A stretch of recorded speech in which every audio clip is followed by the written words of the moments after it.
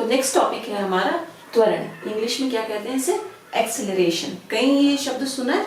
Acceleration, accelerate, accelerate कर भाई, accelerate, तेज चला, तेज तेज दौड़ा भाई, तेज, करेक्ट। तो एक्सेलरेशन वहां होता है। नॉर्मली जब भी आप डेली लाइफ में अपनी स्कूटी या बाइक लेके सड़क पे जाते हो तो क्या सेम स्पीड से चलते रहते हो? आपका वेग सेम रहता है पूरी जगह? नहीं, चेंज होता रहता है ना, धीरे तेज धीरे तेज धीरे तेज, ठीक। तो वेग परिवर्तन जो होता है वो एक बहुत नॉर्मल सी प्रोसेस है, डेली लाइफ में हमेशा होती है, हर चीज में होती है, ठीक है। अनलेस अनटिल कि आपकी वो दीवार घड़ी है, दीवार घड़ी में वेग परिवर्तन नहीं होता, सुइयां एक समान वेग से चलती रहती है। तो इसमें हमारा जो पहले ये था कि जो ये वेग परिवर्तन है, बहुत कंफ्यूज थे कि इसे समय के सापेक्ष ले या इसे दूरी के सापेक्ष ले। कहने का मतलब ये है कि मान लो आप यहाँ पे हो, t बराबर 0 पे आपका वेग 0 है, t बराबर 1 पे मान लो आपका वेग 2 है, t बराबर 3 पे आपका वेग 4 है। तो यहाँ कितना अंतर हुआ? 0 से 1 सेकेंड में जाने में वेग का अंतर हुआ 2 मीटर पर सेकेंड। 1 से 3 में जाने पे कितना फिर हुआ? फिर से 2 मीटर पर सेकेंड। तो लोग कंफ्यूज थे कि जो ये वेग परिवर्तन है इसे समय के सापेक्ष ले, या अगर हम कह दें यहाँ x 0 है, x 4 है, x यहाँ 5 है, तो 0 से 4 मीटर में कितना, 0 से 4 मीटर तक चलने में वेग परिवर्तन कितना? 2 मीटर पर सेकेंड। फिर 4 से 5 चलने में 2 मीटर प्रति सेकेंड। मतलब यहाँ वेग कुछ धीरे था पर यहाँ परिवर्तन जल्दी हुआ। 1 मीटर में ही 2 मीटर का परिवर्तन, 2 मीटर पर सेकेंड का परिवर्तन हो गया, और यहाँ 4 मीटर में उसका 2 मीटर प्रति सेकेंड का परिवर्तन हुआ, करेक्ट। तो एक बड़ा कंफ्यूजन था, भाई क्या ले। तो शुरू में सब लोगों ने माना कि जो वेग परिवर्तन है इसे हम दूरी के सापेक्ष लेंगे, पर फिर इसमें मुश्किलें आने लगी। फिर हमारे एक साइंटिस्ट हुए जिनका नाम था गैलीलियो। गैलीलियो ने जब फ्री फॉल को देखा, फ्री फॉल समझते हो क्या है? जब बॉल ऊपर फेंकते हो तो पृथ्वी के गुरुत्वाकर्षण के कारण नीचे आती है, तो जो वो नीचे आती है उसे फ्री फॉल कहते हैं, उसे कहते हैं मुक्त रूप से गिरना, फ्री फॉल।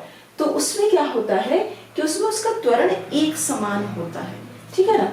उन्होंने जब वो मोशन देखा, दूसरा उन्होंने एक और मोशन चेक किया, जब आपका ये तल आपका किसी कोण पे हो और यहां से कुछ वस्तु गिर रही है, तो इन कुछ एक्सपेरिमेंट्स के बेसिस पर उन्होंने बोला कि वेग परिवर्तन की दर को अगर समय के सापेक्ष लिया जाए तो वो सबसे ज्यादा तर्कसंगत है, वो सबसे ज्यादा लॉजिकल है। तो बाद में हमारी फाइनल डेफिनेशन आई वेग परिवर्तन विद रिस्पेक्ट टू टाइम, वेग परिवर्तन समय के सापेक्ष।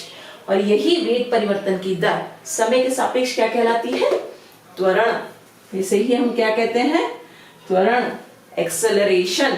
तो त्वरण हमारा क्या हुआ? वेग परिवर्तन की दर समय के सापेक्ष त्वरण कहलाता है। या इसे आप एक और तरीके से लिख सकते हो, अगर आपका डेल्टा टी 1 हो, मीनिंग समय अंतराल आपका 1 सेकेंड हो, तब कैसे लिखोगे? तब क्या हो जाएगा? त्वरण किसके बराबर हो जाएगा? डेल्टा v के।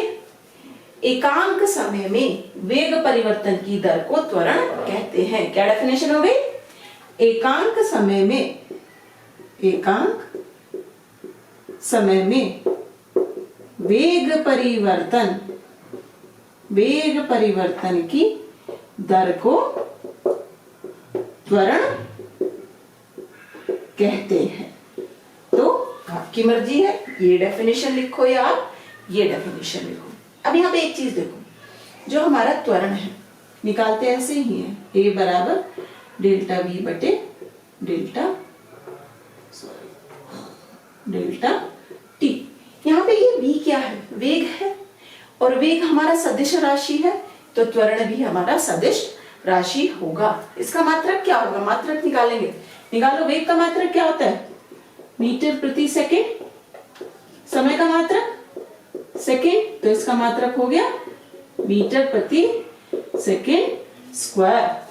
अगर इसकी विमा निकालो तो क्या होगी, मीटर एल, सेकेंड टी, घात कितनी है 2, ऊपर गया -2, एल टी -2। अब हम कह रहे थे कि v वेग है हमारा, ये सदिश राशि है, तो त्वरण भी हमारी एक सदिश राशि है। तो जैसे v का मान हमारा पॉजिटिव, नेगेटिव या शून्य हो सकता है, सेम वैसे ही a का मान भी पॉजिटिव, नेगेटिव और शून्य हो सकता है। तो चलिए समझते हैं। अगर a हमारा पॉजिटिव है तो इसका मतलब क्या है, a पॉजिटिव होने का मतलब है वेग परिवर्तन की दर बढ़ रही है। इसका मतलब आपकी जो वस्तु है, जो आपका वाहन है या व्हीकल है, वो क्या हो रहा है, एक्सेलरेट हो रहा है। एक्सेलरेशन जब हम कहते हैं तो वेग परिवर्तन की दर बढ़ती है, मीनिंग वेग को हम बढ़ा रहे हैं, ठीक है। तो इसे हम कहेंगे त्वरित, वस्तु हमारी त्वरित कहेगी या इंग्लिश में एक्सेलरेटेड। ओके, नेक्स्ट, अगर a हमारा नेगेटिव है, a नेगेटिव है तो इसका मतलब क्या हो रहा है, वेग परिवर्तन की दर घट रही है। आपका वाहन धीरे धीरे वेग उसका कम हो रहा है, वो धीरे धीरे रुकने की तरफ को आ रहा है, तो इसे हम क्या कहेंगे, मंदित। गति हमारी इस टाइम पे क्या कहलाएगी, मंदित। और इंग्लिश में क्या करेंगे, डिसेलरेटेड, करेक्ट। अब a अगर हमारा 0 है तो इसका मतलब क्या है, a 0 का मतलब है कि वेग परिवर्तन की दर क्या होगी, 0 होगी। वेग परिवर्तन की दर 0 है तो इसका मतलब क्या है कि आपके वाहन का वेग में कोई परिवर्तन नहीं हो रहा, वो जिस वेग से जा रहा था वो उसी वेग से जाता रहेगा।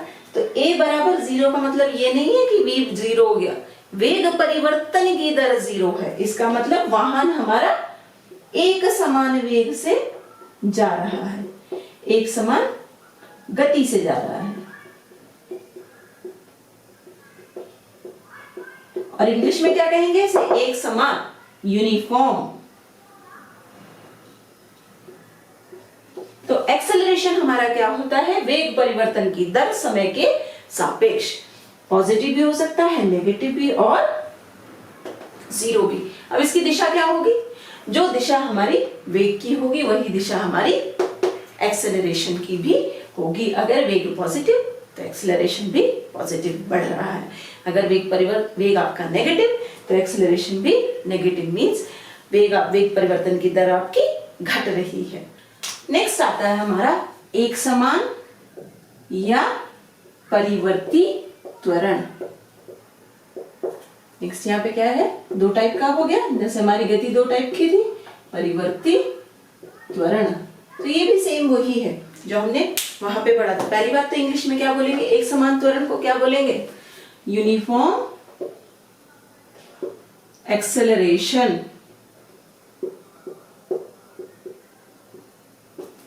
परिवर्ती को क्या बोलेंगे, नॉन यूनिफॉर्म या वेरिएबल, जो भी आपका मन हो। धीरे धीरे बच्चों इन सब को भी ना थोड़ा थोड़ा अपने माइंड में रखते जाओ, कोशिश करा करो साथ साथ में पढ़ने की। तो जब आप ग्रेजुएशन में जाओगे या इंजीनियरिंग में भी जाओगे तो वहां तो सब इंग्लिश में ही होगा, तो थोड़ा बहुत तो तैयार रहो ना। यूनिफॉर्म या वेरिएबल एक्सेलरेशन। अब एक समान त्वरण क्या है, सबसे पहले तो त्वरण हमारा क्या है, वेग परिवर्तन की दर समय के सापेक्ष, ये होता है हमारा त्वरण, जिसे हम ए से प्रदर्शित करते हैं। एक समान त्वरण क्या होगा, अगर समान समय अंतराल में वेग परिवर्तन की दर भी समान हो, मीनिंग 0 से 1 सेकंड तक जाने में अगर वेग परिवर्तन की दर हम कहते हैं 2 मीटर प्रति सेकंड है, फिर 1 से 2 तक जाने में फिर से 2 मीटर प्रति सेकंड है, 2 से 3 तक जाने में फिर से 2 मीटर प्रति सेकंड है, तो हमारा क्या कहलाएगा, ये एक समान त्वरण, वेग परिवर्तन की दर समान है। ठीक है, वेग परिवर्तन की दर समान है, वेग परिवर्तन तो हो रहा है पर हर सेकंड के लिए यहाँ का क्या हुआ टाइम डिफरेंस, एक, यहाँ का टाइम डिफरेंस 1 सेकंड, 1 सेकंड, यहाँ का टाइम डिफरेंस 1 सेकंड। सो समान समय अंतराल में समान वेग परिवर्तन की दर हो तो हमारा त्वरण क्या होगा, एक समान त्वरण। डेफिनेशन लिख देंगे हम, समान समय अंतराल में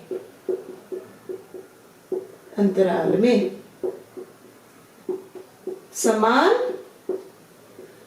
वेग परिवर्तन तो हमारा एक समान त्वरण।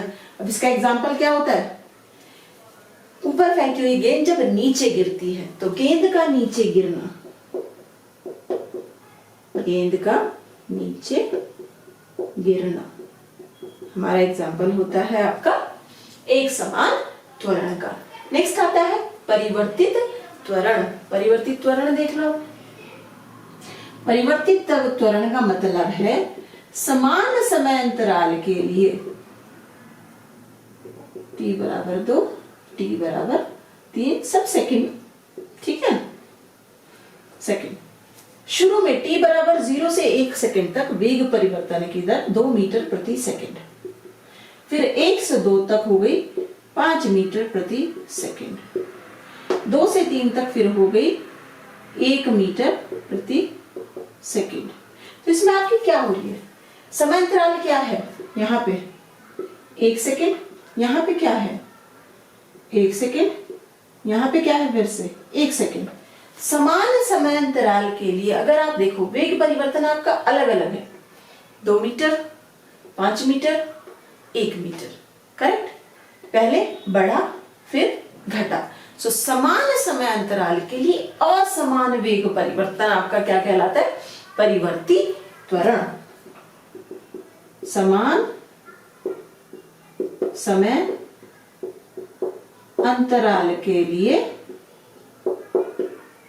असमान वेग परिवर्तन की दर, वेग परिवर्तन आपका कहलाता है परिवर्ती त्वरण। इसका एग्जांपल क्या है, आपकी डेली लाइफ, जब भी सड़क पे निकलते हो तो समान समय अंतराल भी अगर लोगे, अगर चेक करोगे हर आधे घंटे में आपका वेग कितना चेंज हो रहा था, समान होगा नहीं, क्योंकि हमारी सड़कों पे भीड़ भाड़ होती है तो हम कभी रुकते हैं, कभी चलते हैं, कभी बहुत तेज चलते हैं, कभी बहुत धीरे चलते हैं, कभी लगता है कि बाइक से अच्छा पैदल चल लो जल्दी पहुंच जाएंगे, ठीक है ना। तो वो होता है आपकी डेली लाइफ का एग्जांपल। सड़क पर बाइक का दौड़ना, वो भी अलग अलग स्पीड से आपकी बाइक जाएगी, ठीक है ना। नेक्स्ट है हमारा औसत त्वरण। औसत त्वरण इंग्लिश में इसे क्या बोलेंगे, average acceleration, AVERAGE acceleration, average acceleration. तो जैसे हमारा एवरेज वेलोसिटी होती थी, औसत वेग होता था, बिल्कुल वैसे ही आपका एवरेज एक्सेलरेशन होगा। किससे प्रदर्शित करेंगे, एवरेज से, ऐसे, या कई जगह पे क्या होता है खाली ए लिख के उसके ऊपर बार बना देते हैं, या ए एवरेज लिख दो, कुछ भी कर दो, वो आपकी मर्जी है, ठीक है। पर वो काम नहीं करना कि बार भी बना दिया वेक्टर भी बना दिया, नहीं, ये वेक्टर क्वांटिटी तो है, ये हमें पता है। कुल वेग परिवर्तन की दर, परिवर्तन की दर बटे कुल समय, तो इसे हम कैसे लिख सकते हैं, V2 माइनस V1 बटे T2 माइनस T1। ये फॉर्मूला हमारा हो जाएगा एवरेज का। एवरेज एक्सीलरेशन आपको निकालना है V2 माइनस V1 बटे T2 माइनस T1। कैसे लिखते हैं इसे, डेल्टा V बटे डेल्टा T से, ठीक। नेक्स्ट है हमारा अगेन तात्क्षणिक त्वरण। त्वरण या बोलेंगे इसे हम इंस्टेंटेनियस, क्या बोलते हैं, इंस्टेंटेनियस एक्सेलरेशन,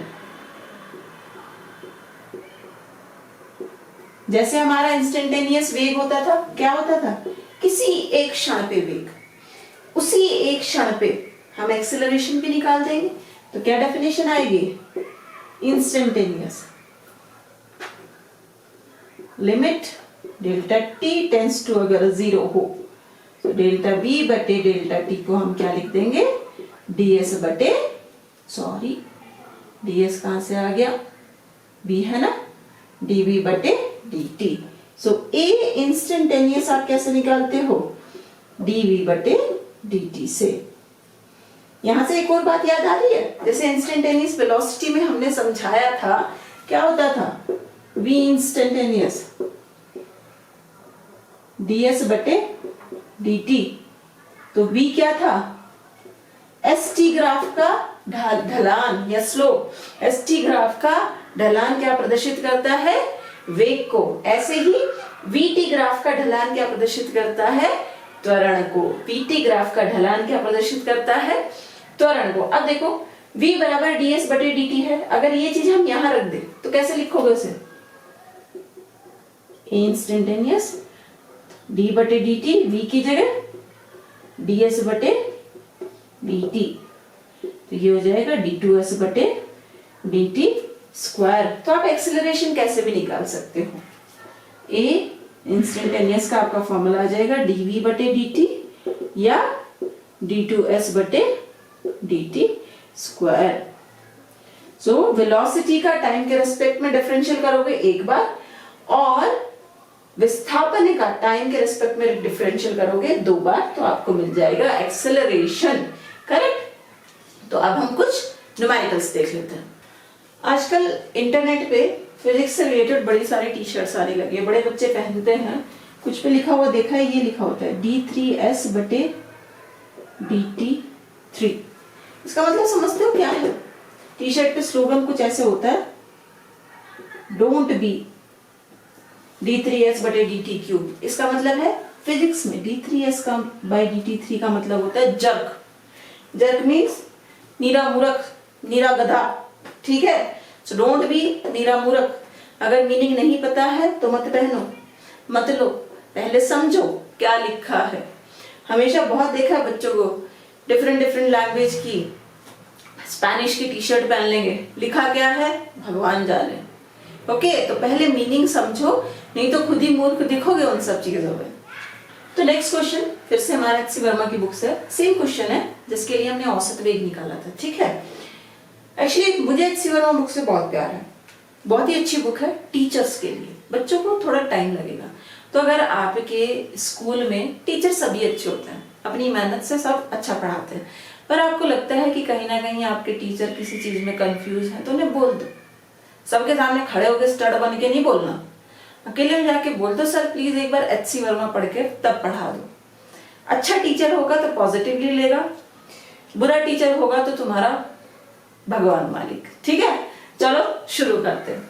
तो इन्होंने कहा ये विस्थापन है जो समय पे निर्भर करता है। t बराबर 4 सेकंड पे त्वरण निकालो, t बराबर 0 से t बराबर 4 सेकंड तक औसत त्वरण निकालो। सो फर्स्ट चीज आपको क्या निकालनी है, सबसे पहले त्वरण 4 सेकंड में, मींस इंस्टेंटेनियस त्वरण निकालना है। ए आपको निकालना है dv बटे dt। अब आधे तो यही गोल हो जाएंगे, हमें तो v पता है, इन्होंने तो s दे रखा, अब क्या करें। अरे भाई घोंचे, बताया तो था v क्या होता है, ds बटे dt। तो v कैसे निकालोगे, ds बटे dt, डिफरेंशियल कर दो t के रेस्पेक्ट में, 3t square plus 8t minus 2। अब एक्सेलरेशन क्या है, dv बटे dt। तो अब दोबारा से इसका डिफरेंशियल कर दो, ये v आया ना, dv बटे dt कर दो, इसे लिखोगे तो क्या आ जाएगा, d बटे dt, दोबारा से ds बटे dt, या आप इसे क्या लिख सकते हो, d2s बटे dt स्क्वायर। निकालो क्या होगा, 60 प्लस 8। तो ये आ गया आपका इंस्टेंटेनियस एक्सेलरेशन, जो उन्होंने पूछा है t बराबर 4 पे। अब t बराबर 4 सेकंड हो तो एक्सेलरेशन कितना होगा, रख दो 4, 6 4 प्लस 8, 6 चौक 24 प्लस 8, 8 16 24, 8 चौक 32। मीटर प्रति सेकेंड स्क्वायर आंसर। नेक्स्ट इन्होंने पूछा t बराबर 0 से t बराबर 4 सेकेंड तक औसत त्वरण। औसत त्वरण का फॉर्मूला क्या होता है? एवरेज v2 माइनस v1 बटे t2 माइनस t1। तो सबसे पहले तो भैया v1 v2 निकालने हैं। t1 क्या है? बराबर 0। अब देखो v क्या है हमारा? ये v है ना, v ही तो है ये। तो t बराबर 0 हो तो v का मान क्या आएगा? 0 0 माइनस 2, v1 हो गया माइनस 2। t बराबर 4, t2 बराबर 4 सेकेंड, तो v2 का मान क्या होगा? रख दो यहाँ पे, 4 चौक 16, 16 32, 16 3 48 प्लस 8 चौक 32 माइनस 2, 78 आ गया v2 हमारा। रख दो दोनों मान सारे यहाँ पे, डायरेक्ट आपका आंसर 78 माइनस v1 माइनस 2 बटे 4 माइनस 0 कितना हुआ? 78 प्लस 2 बटे 4, 80 बटे 4, 20 मीटर प्रति सेकेंड स्क्वायर आंसर। तो इसमें आपका एक्सीलरेशन क्या है? जो आपका वस्तु है, जो भी वाहन है या कण जो भी चल रहा है, वो त्वरित हो रहा है, मंदित हो रहा है, या एक समान त्वरण से जा रहा है? कैसा आ रहा है आपका त्वरण? पॉजिटिव। तो वो त्वरित हो रहा है, ठीक है।